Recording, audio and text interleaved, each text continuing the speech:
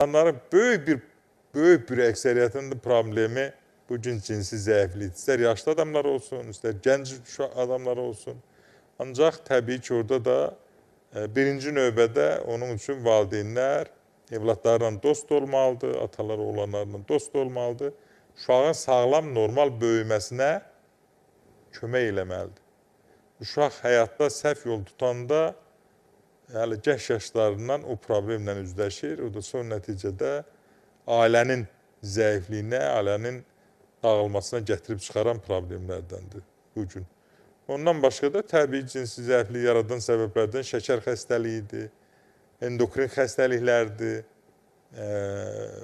eyni zamanda artıq çəkidir, ürək-damar sistemi xəstəlikləridir, xüsusilə də sinir sistemi xəstəlikləri, panik atak olan adamlarda, nevroz olan adamlarda cinsi zəiflik daha çox olur.